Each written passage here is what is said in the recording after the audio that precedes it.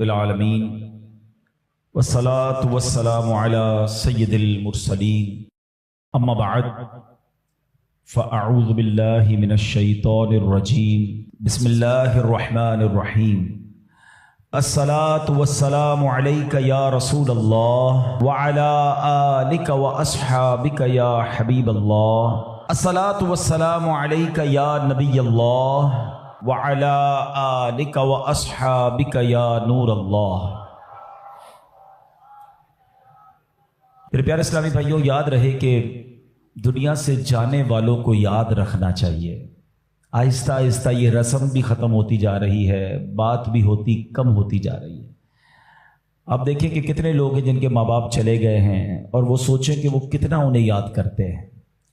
और जब ये बेरुखी ये दुनिया देखते हैं, ये नए रंगी ये दुनिया देखते हैं, लोगों का भूल जाना देखते हैं, तो मज़ीद दिल पर एक चोट लगती है कि यार जब मैं चला जाऊंगा, जब हम चले जाएंगे, थोड़े दिन तक, थोड़े महीनों तक, हो सकता है एक आध साल तक कोई याद करेगा, उसके बाद किसी का कुछ रुकता नहीं है, दुनिया चलती रहती है।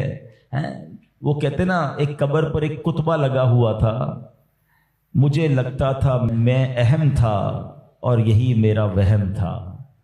हमें लगता है मैं बहुत अहम आदमी हूँ, मेरे जाने से बड़ा फर्क पड़ जाएगा, मैं नहीं होऊंगा तो बहुत लोगों को इम्पैक्ट क्रिएट होगा। ये भूल है हमारी। दुनिया पहले से चल रही है और अब भी चलती रहेगी। अब तो और बेरुखी हो गई है। पहले चले लोग माँ बाप को, मरने वालों को बहुत याद करते थे। जैसे जैसे दिन गुजरते जा रहे हैं, लोगों के बस सिर्फ घर वाले, चूंकि वो बहुत क्लोज होते हैं, उनको शायद याद ज्यादा रहता है। बाकी दोस्त, अहबाब, दुनिया वाले, थोड़े अरसे के बाद सबकी अपनी जिंदगी है, सबका अपना मामूल है। और ये हम सबको एहसास दिलाता है कि मैं और आप भी जाएंगे और फिर शायद दुनिया में याद करने वाला कोई नहीं होगा। लेकिन हम कुछ ऐसा करके क्यों ना जाएं कि कोई याद करे या ना करे, कोई सवाब पहुंचाए या ना पहुंचाए, मैं खुद ऐसा करके जाऊं कि मरने के बाद कयामत तक मुझे खुद ही कब्र में सवाब मिलता रहे। असल अक्लमंदी ये है, जो दूसरों के आसरे पे जीते ना कि मेरे मरने के बाद बच्चे इसाले सवाब करेंगे तो दोस्त करेंगे। भाई मैं खुद अपनी फिक्र खुद नहीं कर रहा तो मेरे मरने के बाद कौन मेरी फिक्र करेगा। हम सब की उम्र से छोटे लोग दुनिया से जा चुके हैं। कभी कब्रिस्तान जाकर चेक कर लेना, आपको छोटी सी कब्र भी मिलेगी। वो छोटी कब्र क्यों होती है? वो छोटा बच्चा होता है जो दुनिया से चला गया है। जवानों की कब्र भी मिलेगी, बूढ़ों की कब्र भी मिलेगी। हर एज का बंदा आपके जानने वालों में से दुनिया से गया होगा, मगर हम हैं कि गफलत का पर्दा हटता ही नहीं है, ख्याल आता ही नहीं है कि मुझे भी मरना है। शेर सारे बोलते हैं कि आगाह अपनी मौत से कोई बशर नहीं, सामान 100 बरस का है, पल की खबर नहीं। मगर इदराक नहीं है, जिंदगी के मामूलात में फर्क कोई नहीं पड़ता। बंदा कहे ना यार कि मुझे मौत की फिक्र हो गई है, अब मैं तैयारी करूंगा मौत की, मगर जबानी खर्च तो सारे ही करते हैं। किसी की मैयत पे जाएं तो ऐसी बड़ी बड़ी बातें लोग करते हैं, भाई अल्लाह की मर्जी थी, हर किसी को जाना है, अपने करनी का फल भुगतना है। लेकिन जो ये कह रहा है, क्या वो अपने आप से भी कहता है कि तुझे भी जाना है? तूने तैयारी कर ली जाने की? आज भी तो जा सकता है। ऐ मेरे प्यारे इस्लामी भाई, आज मैं चाहूंगा, ये मौजू भी लोगों को पसंद नहीं आता, मुझे अंदाजा है। यार कोई थोड़ी सी अच्छी अच्छी बातें करो, हम नारे लगाएं, हम झूमें। इस मौजू पर ज्यादा बात करना भी लोगों को पसंद नहीं है। अजीब कहानी है, ऐसी हकीकत है मौत, ऐसी रियलिटी है मौत कि जिससे इनकार नहीं। देखिए हमारे बहुत सारे मज़ाहिब से इख्तिलाफ है। कुछ मज़ाहिब हैं जो नबी पाक का मादअल्लाह इनकार करते हैं, कुछ कुरान को नहीं मानते, कुछ ऐसे लोग हैं जो अल्लाह को ही नहीं मानते हैं। कितने इख्तिलाफ हैं लोगों में, दुनिया भर में अलग अलग किस्म के रिलीजन हैं, दहरियत वाले लोग हैं, कम्युनिस्ट लोग हैं, अजीब अजीब लोग हैं जिनका आपस में हमारा बड़ा इख्तिलाफ है। मादअल्लाह कुछ लोग हमारे नबी को आखिरी नबी नहीं मानते। लेकिन एक हकीकत ऐसी है जो दुनिया का हर मजहब मानता है, दुनिया की हर कौम मानती है, दुनिया का हर बंदा, अक्लमंद हो या बेवकूफ हो, जनाब पढ़ा लिखा हो या जाहिल हो, मर्द हो या औरत हो, पाकिस्तानी हो या अमरीकी हो, all around the world everybody must acknowledge that. वो क्या है? वो सब मानते हैं कि मौत आकर रहेगी। کسی کا اختلاف نہیں ہے، کوئی مذہب، کوئی آپ کو دنیا کی قوم ایسی نہیں ملے گی جو کہے نہیں جناب ہمارا ہم نہیں مانتے موت آئے گی. ایوری بڈی، ہر بندہ مانتا ہے. کتنی کمال کی ریئلٹی ہے. اچھا سارے لوگ یہ بھی مانتے کہ پتہ نہیں کب آئے گی. ایک تو ہونا کہ بھائی کچھ لوگ کہتے ہیں ہاں موت آئے گی مگر ہم کو پتا ہے. Nobody knows. کسی کو بھی نہیں پتا کب آئے گی. یہ پتا ہے آئے گی اور بچ کوئی نہیں سکتا. یہ ایسی ریئلٹی ہے مگر پھر بھی اس پر بات کرنے کے لیے کوئی تیار نہیں ہے. ذرا چار دوست مل کر موت پہ بات کرے کہ یار کوئی اور بات کرو یار. کمال ہے آپ نے اور میں نے 1 مہینے بعد لاہور جانا ہو، 2 مہینے بعد یورپ جانا ہو، کسی کو بھی جانا ہو، وہ ابھی سے باتیں شروع کر دیتے ہیں. یار کیسے جائیں گے، فلائٹ کیسی ہوگی، ٹرین کا ٹکٹ ملے گا کہ نہیں، وہاں جہاز، وہ کرنسی کون سی چلے گی. اچھا صرف نیت کی ہے اور باتیں شروع، ڈسکشن شروع، مشورے شروع. جب تک جائیں گے نہیں روز باتیں کریں گے. ادھر جانا نہیں جانا پتہ نہیں ہے مگر تم روز بات کر رہے ہو. جدھر جانا کنفرم ہے اور کب جانا یہ بھی نہیں پتا. آج بھی جا سکتے ہو. اس کے لیے کوئی بات نہیں کرے گا، اس کے لیے کوئی ڈسکشن نہیں، اس کے لیے کوئی تیاری نہیں. سوچئے. چلے آپ کہتے ہیں یار یہ دعوت اسلامی والے موت پر بہت بات کرتے ہیں، آخرت پر بہت بات کرتے ہیں، بہت ڈراتے ہیں. چلو بھائی ہم اور آپ موت پر بات نہیں کرتے. ہم بات نہیں کریں گے تو کیا مرنے سے بچ جائیں گے؟ ہیں اس حقیقت سے نکل جائیں گے. آنکھیں بند کرنے سے مصیبت جاتی نہیں، فیس تو کرنا ہی پڑے گا. تو آج انشاءاللہ مختصر سے وقت میں ہم سب کی زندگی کی سب سے بڑی جو حقیقت ہے نا وہ ہے موت. آج اس پر کچھ بات کرتے ہیں. اللہ کرے کہ آج کا بیان ہم سب کے دلوں سے غفلت کا پردہ ہٹائے اور ہم اپنی موت کی تیاری کرنے کی کوشش میں لگ جائیں. امام محمد غزالی علیہ رحمت اللہ الوالی لکھتے ہیں کہ بنی اسرائیل کا ایک بڑا مغرور شخص تھا، بڑا ایروگنٹ تھا، بڑا اس کا کر و فر تھا.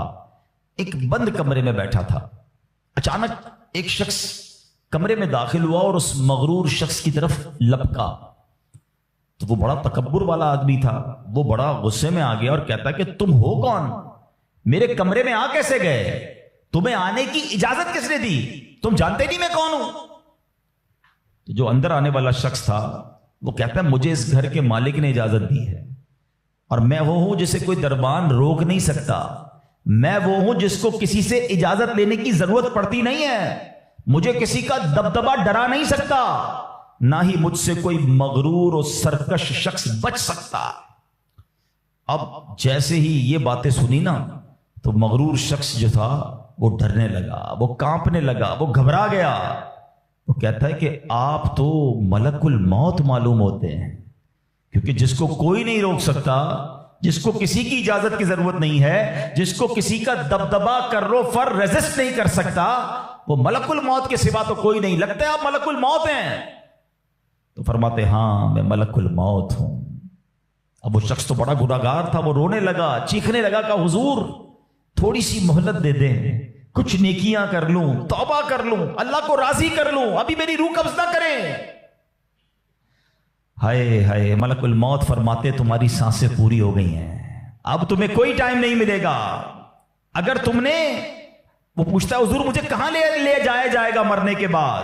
فرمایا اس مقام پر جہاں تو نے اعمال بھیجے ہیں، اس گھر کی طرف جو تو نے تیار کیا ہے. وہ شخص کہے گا حضور میں نے تو کوئی گھر تیار نہیں کیا، کوئی نیکی آگے نہیں بھیجی.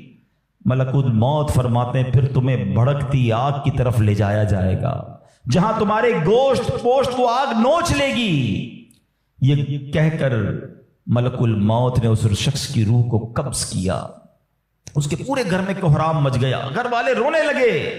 اے میرے پیارے اسلامی بھائیوں، یہ واقعہ ہم سب کو کیا سکھا رہا ہے کہ جب موت آنی ہے نا، جب وہ وقت آ جانا ہے تو پھر 1 منٹ بھی آگے پیچھے نہیں ہو سکے گا، کوئی اس کو ڈیلے نہیں کر سکے گا، بلکہ جس حالت میں ہوں گے نا اسی حالت میں روح قبض کر لی جائے گی.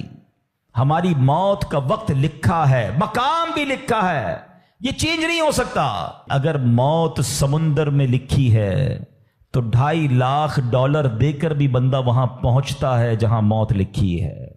اگر موت کشتی سے ڈوب کر ہونا لکھی ہے تو 22 لاکھ دے کر بھی سینکڑوں لوگ ہمارے وطن سے جاتے ہیں اور ان کی موت یورپ کے سمندر میں جا کر ہو جاتی ہے۔ اللہ پاک جو بھی ان میں مسلمان ہیں سب کی مغفرت فرما، مگر میں نے اور آپ نے اس سے عبرت کیا لی کہ بندہ وہاں پہنچے گا جہاں اس کی موت لکھی ہوئی ہے۔ ایک بار حضرت سلیمان علیہ نبینا علیہ الصلوۃ والسلام کی بارگاہ میں ایک شخص بیٹھا تھا۔ آپ کی بارگاہ میں ملک الموت آیا اور اس شخص کو ذرا گھور کے دیکھنے لگے، واپس چلے گئے۔ وہ شخص کہتا حضور یہ کون تھے جو آئے تھے اور مجھے گھور کے دیکھ رہے تھے؟ فرمایا یہ ملک الموت تھے۔ کہتا حضور لگتا ہے میری روح قبض کرنے والے ہیں، آپ مہربانی کریں، آپ کی تو ہوا پر حکومت ہے، آپ ہوا کو حکم دیں کہ ہوا مجھے اڑائے اور مجھے ہندوستان لے جائے۔ حضرت سلیمان بیت المقدس کے علاقے میں رہتے تھے نا، آپ نے وہ حکم فرمایا، ہوا نے اس بندے کو اٹھایا اور ہندوستان پہنچا دیا۔ کچھ دنوں کے بعد پھر ملک الموت آیا حضرت سلیمان علیہ السلام کی بارگاہ میں۔ آپ نے فرمایا تم میرے ساتھی کو کیوں گھور رہے تھے جب آئے تھے تو؟ کہ میں حیران تھا کہ میرے پاس یہ لکھا ہوا تھا اللہ کی طرف سے کہ تھوڑی دیر بعد مجھے اس کی روح ہند میں قبض کرنی ہے، اور وہ آپ کے پاس بیٹھا ہوا تھا۔ اللہ اکبر۔ حضرت سلیمان نے کہا میں نے ہی تو حکم دیا، اور ہوا نے اسے ہند پہنچایا، اور جب وہ ہند پہنچا تو پرٹیکولر ٹائم پر اسی مقام پر اس کی روح کو قبض کر لیا گیا۔ ہائے ہائے ہائے، یہ ہے میری اور آپ کی حقیقت۔ دوڑتے رہتے ہیں، بھاگتے رہتے ہیں، پلاننگ ہے کہ ختم نہیں ہو رہی، فکریں ہیں کہ ختم نہیں ہو رہی، ہر وقت بیٹھے ہیں اگلا پلان کیا ہے، 5 سال کا، 10 سال کا، ایک دکان ہے تو 2 دکانیں، ایک گھر ہے تو 2 گھر، بڑا گھر، ہوادار گھر ہے، نوکری ہے تو کاروبار کرنا ہے، ملک سے باہر جا کر جناب پیسے کمانے، یہی سوچ ہے بس۔ اس پورے شیڈول میں موت کہاں ہے؟ اس پوری تیاری میں موت کہاں ہے؟ ایک دن ہوگا کہ اچانک اچک لیے جائیں گے۔ سیٹھ جی کو فکر تھی ایک ایک کے 10 کیجئے، موت آ پہنچی کہ حضرت جان واپس کیجئے۔ اور آپ کو پتا ہے جس عالم میں میں اور آپ ہوں گے، بڑی میں اہم بات کرنے جا رہا ہوں، یہ آپ نے دیکھا نا کہ حضرت سلیمان نے وہ حکم فرمایا تو ہند پہنچا، کوئی کشتی میں تھا اس کی موت وہاں تھی، کوئی سمندر پانی کے اندر ہزاروں فیٹ نیچے جانا تو اس کی موت وہاں لکھی تھی۔ اس کا مطلب تو یہ ہوا کہ میں کہیں بھی کسی بھی مقام پر مر سکتا ہوں، میری موت پتہ نہیں کہاں لکھی ہے۔ اب ذرا غور کیجئے، ہم سب پتہ ہے کیا چاہتے ہیں کہ موت کے وقت ہم سجدے میں ہوں، چاہتے ہیں نا؟ اللہ کرے اللہ کے گھر میں موت آئے، کلمہ پاک پڑھتے ہوئے موت آئے، تلاوت قرآن کرتے ہوئے موت آئے، نبی پاک پر درود پڑھتے ہوئے موت آئے، اللہ ایسا کرم کر دے کہ مدینہ منورہ میں موت آئے، گنبد خضرا کے سامنے موت آئے۔ یہی تصورات ہے نا، ایک مسلمان چاہتا یہی ہے کہ یار موت آئے تو کسی اچھے عالم میں ہو، کسی بڑی خوبصورت باوضو نیکی کرتے کرتے دنیا سے جاؤں، تمنا تو سب کی یہ ہے۔ اچھا مجھے ایک بات کا جواب دیں، یہ کیسے ممکن ہے کہ کوئی بندہ صبح سے شام تک نماز نہ پڑھے اور کہے موت سجدے میں آئے، صبح سے شام تک مسجد میں نہ آئے اور تمنا یہ کر رہا ہے کہ مسجد میں موت آئے، باوضو رہتا ہی نہیں ہے تو کیسے امید رکھ رہا ہے کہ باوضو موت آئے، قرآن کھول کر پڑھتا ہی نہیں ہے تو کیسے امید کر رہا ہے کہ تلاوت کرتے کرتے موت آئے؟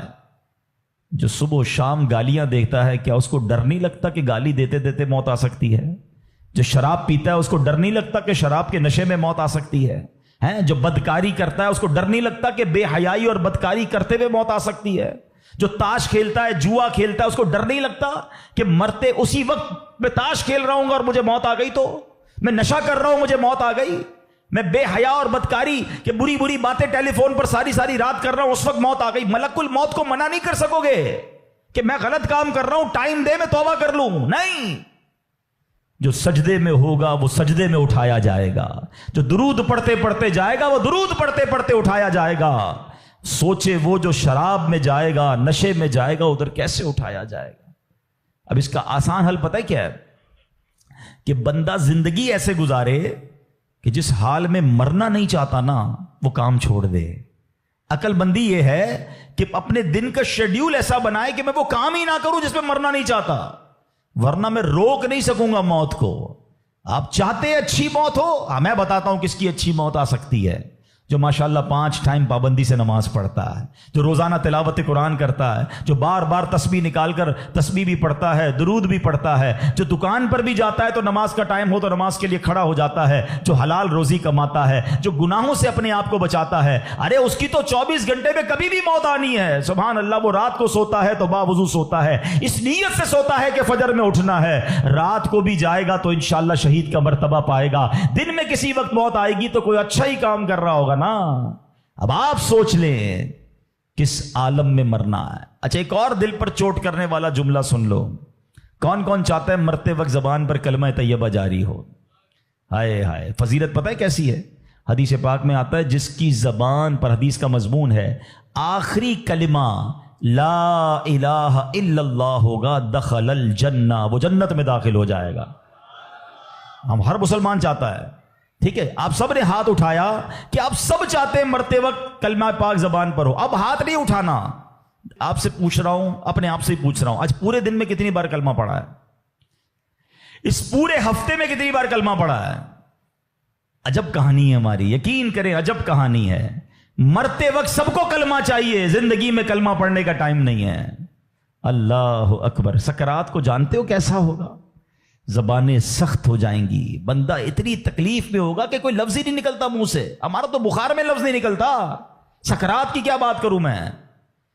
جس وقت زبانیں بھاری ہوں گی کلمہ کیسے ادا ہوگا جب تم نے زبان کو عادی نہیں بنایا؟ ہاں، ایک بزرگ کا بڑا پیارا قول میں نے سنا تھا، وہ فرماتے ہیں اپنی زبان کو کلمے کا عادی بناؤ، جس وقت سکرات کا عالم ہوگا زبان بھاری ہوگی اس وقت بھی کلمہ جاری ہو جائے گا۔ مبارک ہونے جو روز کلمہ پاک، کم از کم ایک تسبیح تو پڑھ لیا کرے یار۔ 100 بار کلمہ پڑھنے میں دیری کتنی لگتی ہے؟ کلمہ پاک اچھا، افضل الذکر، حدیث پاک میں کہا گیا سب سے بہترین ذکر جو ہے وہ لا الہ الا اللہ ہے۔ کتنا کرتے ہیں ہم؟ سوچے نا، ہم اب اپنے آپ کو کتنا دور رکھے ہوئے ہیں اپنی موت کی تیاری سے، اپنی آخرت کی تیاری سے، اپنی قبر کو روشن کرنے کی تیاری سے۔ نہ کریں میرے پیارے اسلامی بھائیوں ایسا۔ صرف دنیا نہیں ہے، ہم اس دنیا میں آئے ہیں نا، قرآن کہتا ہے، سورہ ملک پڑھتے رہتے ہو نا، قرآن میں رب کیا فرماتا ہے؟ الذی خلق الموت والحیات لیبلوکم ایکم احسن عملا۔ اللہ اکبر۔ اس میں کیا فرمایا رب نے؟ جس نے موت اور زندگی پیدا کی کہ تمہاری جانچ ہو کہ تم میں کس کا کام زیادہ اچھا ہے۔ میں اور آپ جو آئے نا دنیا میں، واٹ از دا ریزن؟ موت اور زندگی کو پیدا کرنے کا مقصد یہ ہے کہ چیک کیا جائے کون اچھے کام کر کے آتا ہے۔ یعنی آسان لفظوں میں ہم سب کو امتحان کے لیے بھیجا گیا ہے۔ ہم اس دنیا میں آئے ہیں، ہمارا ٹیسٹ ہو رہا ہے۔ آپ کہیں یار اتنا بڑا ٹیسٹ؟ ہاں، یہ 50 60 70 سال کا ٹیسٹ ہے، اور اس کے بعد جو اچھے اعمال لے کر جائے گا، 3-4 گھنٹے کے امتحان کے بعد ایک کلاس آگے بڑھتے ہو نا، ایک آپ کا درجہ آگے بڑھتا ہے۔ تھوڑا ٹیسٹ بڑا ہے مگر انعام ایسا ہے کہ جنت میں داخل ہو گئے تو پھر کبھی نکالے نہیں جائیں گے۔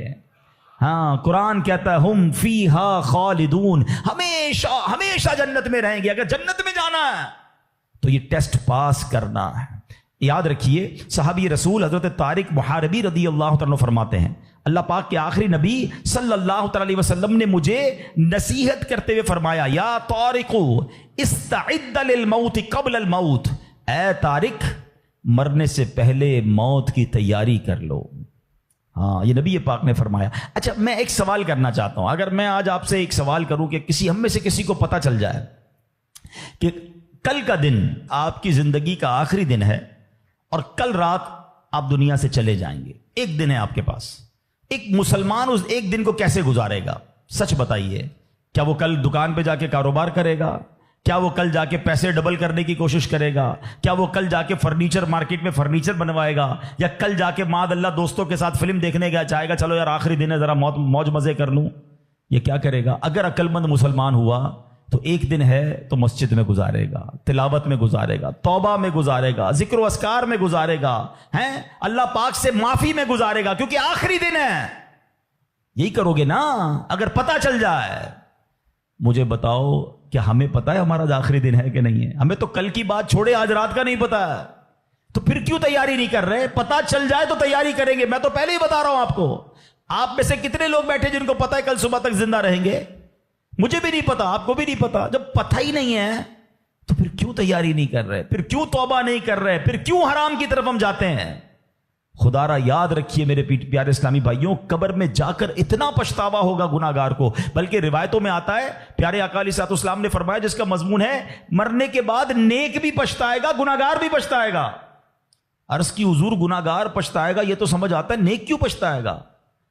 فرمایا گناہگار تو گناہ کی وجہ سے پچھتائے گا، حدیث کا خلاصہ ہے۔